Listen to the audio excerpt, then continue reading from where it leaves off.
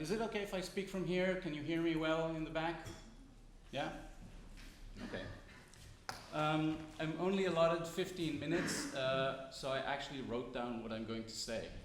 Had I been allotted 10 hours, I wouldn't write a thing, but I suppose that one of the things that I'm going to talk about, really offer you here, is one perspective on the subject of Islamophobia, among many other perspectives on the subject of Islamophobia. And since we had quite a few programmatic events on the theme, and we will continue to have something on Islamophobia in the near future, I thought that what I would offer you is going to perhaps be a little different than the way it's normally done.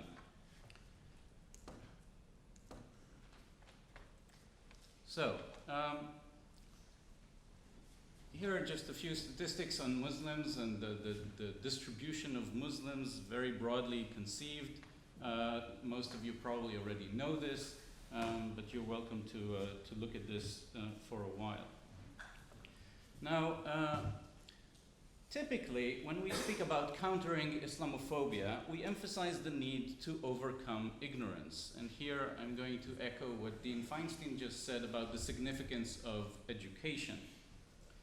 And so these two most common ways to go about this have been to emphasize familiarity with individuals or with things that we all have in common or are supposed to have in common. For example, we can celebrate a personal narrative offered by a Muslim. A good example was the compelling talk by our friend and colleague Zainab Estrabadi just 6 weeks ago, in order to demonstrate to the audience what should be obvious, namely that Muslims partake in the human experience just like everybody else. The other approach has been to highlight the commonalities that all monotheistic traditions share, and explain that Islam, Judaism, and Christianity really are not very different from each other, and they share more than they can disagree on. After all, from its inception, Islam and Muslims have been engaged in continuous interchanges with their neighbors, and these interchanges, more than anything else, I would argue, have shaped Islam as we know it and as we study it. And I use the term, at the moment, the term Islam very, very broadly in a very abstract way, because there are many Islams, etc., etc., etc. The third approach to counter Islamophobia, or at least explain it a little bit, has been to explain the roots of Islamophobia. And there, usually the trend has been to locate these roots somewhere in the past in the European and particularly Christian animosity toward Islam already since Byzantine times, if not earlier. We had a demonstration of this approach only last week when Professor Nader Hashemi came to speak at IU. Despite its historical garb, this approach is largely ahistorical, unfortunately, in my opinion, and often is ridiculously inaccurate. It has been a curious mix of Muslim apologetics and the politics of grievances, and in my opinion, it completely misses the point. Whereas advancing familiarity with Muslims is important, I think we should emphasize the need to understand Islam more deeply. Indeed, at this university, we offer dozens of courses at all levels every semester about Islam. And I urge those of you who haven't taken advantage of the opportunity to learn to just go to our website, and there you will see courses that are offered really across the university in many, many different departments, and feel free to study them. I think that after you have studied Islam, we can have a much more meaningful collective conversation on how to interpret Islamophobia, about problems and challenges, and how to solve them. Now, one of the most fundamental problems to overcome is our tendency for foreign homogeneity. We have developed an attitude toward Islam and Muslims that often considers the world's 1.5 billion Muslims to constitute a single religio-political entity that follows the same creeds, principles, and practices. This idea is not just the creation of Europeans or Westerners or Christians, although they had a part in this, but also of Muslim intellectuals, scholars, politicians, and officials who envisioned and essentialized an Islamic or sometimes pan-Islamic society. They did so partly because of a deep-rooted school of thought within Islam that preceded by centuries the ascent of Western powers, and partly as a reaction to European hegemony in the 19th century that tended to emphasize Muslims' racial and civilizational inferiority. In addition to this claim of a single religio-political entity of Muslims, we also tend to identify this so-called single Muslim entity predominantly with the Middle East and with events in the Middle East. Now, since the majority of the Muslims that we see on TV are typically associated with acts of horrific violence, either as perpetrators or as victims, and we should, I think, bear in mind that the majority of Muslims are victims in these depictions, we tend to extrapolate that the entire Muslim world is made of the same ilk. And we have developed a very clear set of expectations, I'm afraid, of what Muslims can and may do if given the chance. The third assumption has to do with religious authority in Islam and the idea that all Muslims subscribe or adhere to clear scriptural and political sources of religious authority. This is, of course, wrong, and I will talk about this in a minute. So, this set of expectations and assumptions has also been very clear in the recent presidential campaign. And I'm going to talk very, very briefly about this, where we hear about Muslims really in two contexts. One is in this alleged fight against ISIS rubric, or two, in contesting Muslim loyalties in order to minimize potential Muslim threats to the United States. These are really essentially the only two contexts in which the whole question of Islam with the 1.5 billion people had arisen. Now, in my opinion, the fight against ISIS has not really been one of the top priorities of the United States, and its significance has been vastly overblown as a polemical argument meant to draw political attention.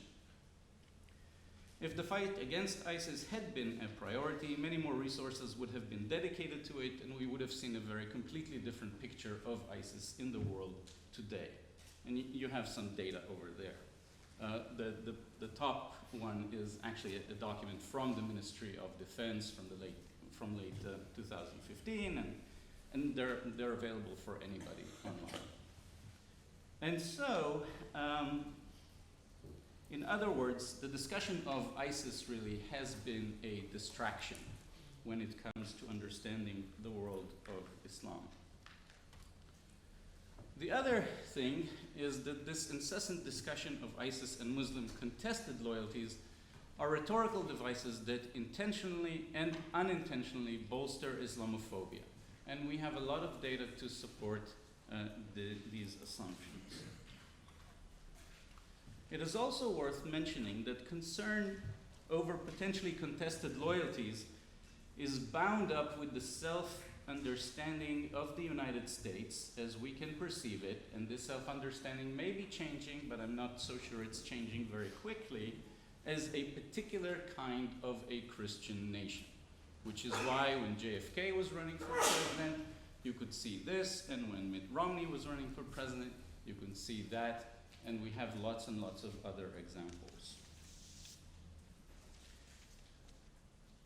And so, unfortunately, Muslims are apportioned to a discussion in spheres of violence and loyalty rather than anything else.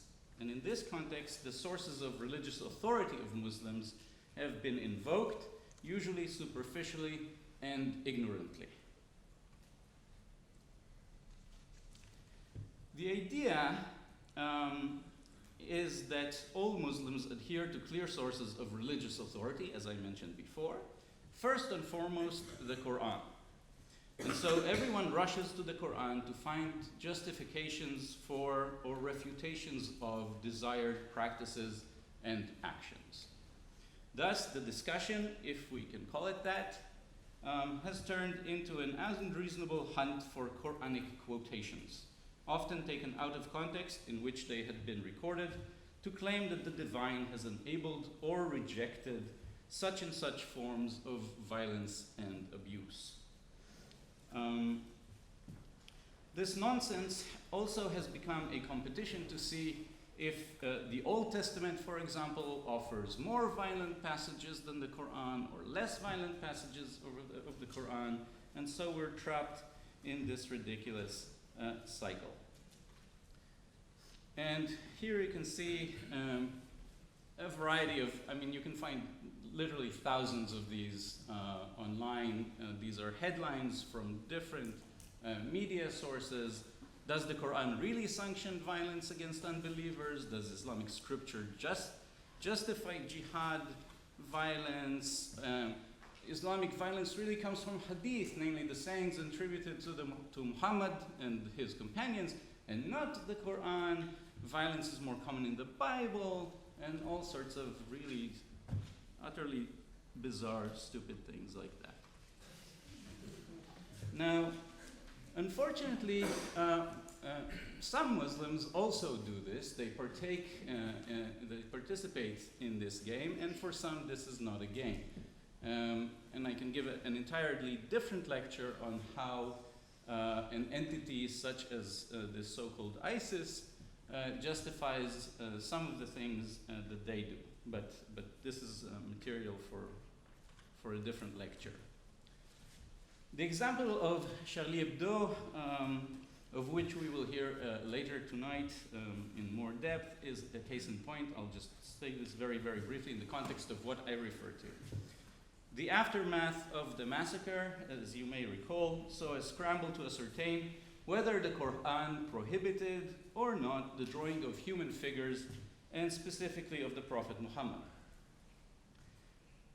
But when scholars began to assert that such a prohibition cannot be found in the Quran, and indeed it cannot, they were essentially suggesting three things. One, that the Quran is indeed the ultimate source of authority, and if something is not found in the Quran, therefore that something is illegitimate. And I should stress that Muslims generally, and even particularly, have a multiple corpus of sources of inspiration beyond the Quran, in addition to the Quran, sometimes instead of the Quran. And so the idea that if you find a passage here or there that suggests that something is justified or not is quite ridiculous. The second thing is that was suggested by these scholars when they say, hey, the Quran doesn't allow us to do that, has been the notion that those attackers are simply ignorant of their own tradition. In other words, the Quran doesn't justify this, so they must be, well, kind of stupid. And the third thing was that scouring the Quran for verses devoid of context can actually explain anything, which it cannot. So, in essence, the Quran really has become also a distraction in this type of a conversation. Connected to this has been the problem with Muslim leaders. And you can see here, again, a very small assortment of the types of things that you can find if you just Google and stay near the computer for 30 seconds about how world leaders, mostly in the West, often assign blame or responsibility to so-called Muslim leaders, assuming that these leaders can actually rein in the culprits and calm down the followers of their different traditions.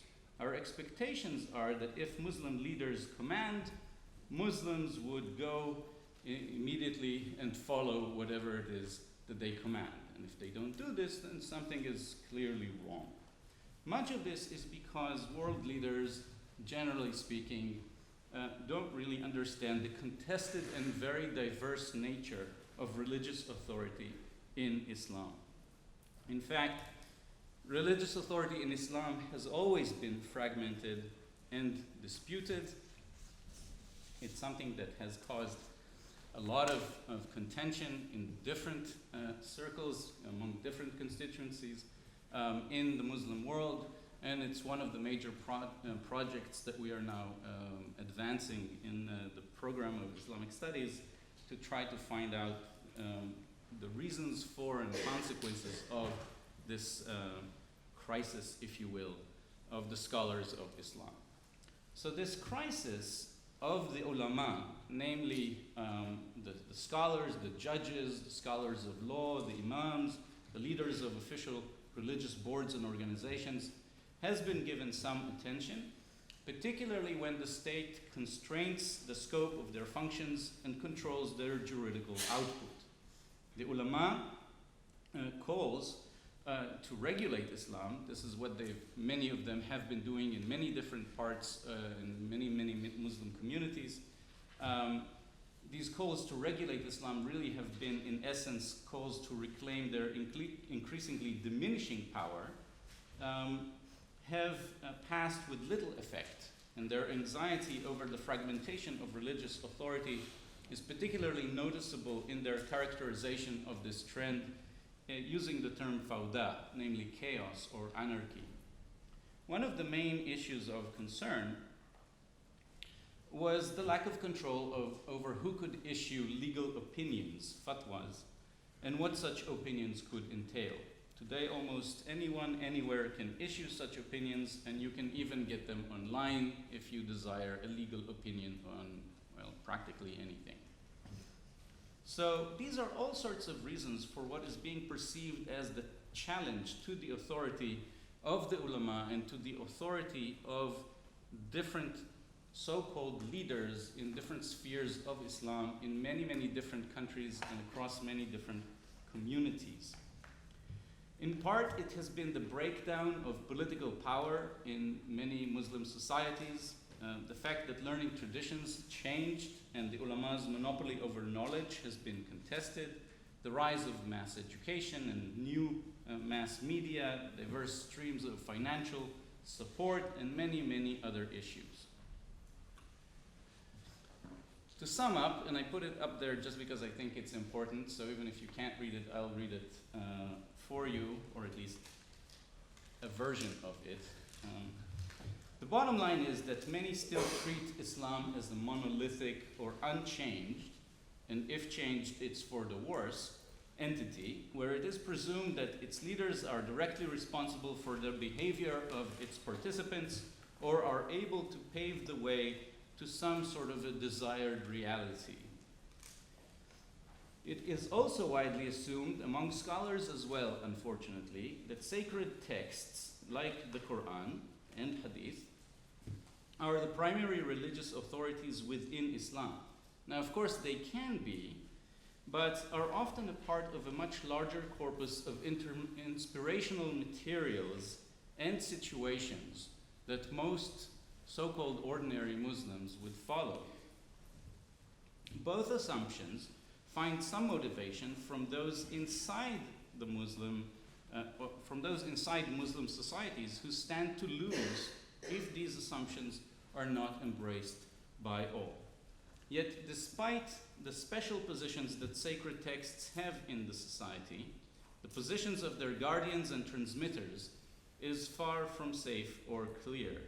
This anarchy or chaos that has been so predominant in many Muslim communities have yielded instances of violence and instability and have been gradually creating a power vacuum into which multiple groups and individuals with diverse agendas have been pouring.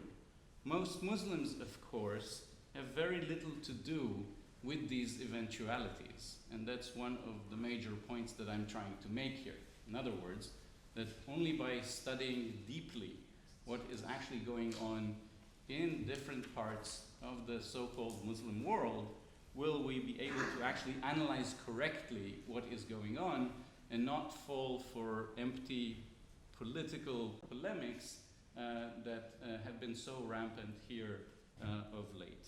So, studying these issues in depth would lead us, hopefully, away from irresponsible generalizations. Thank you very much.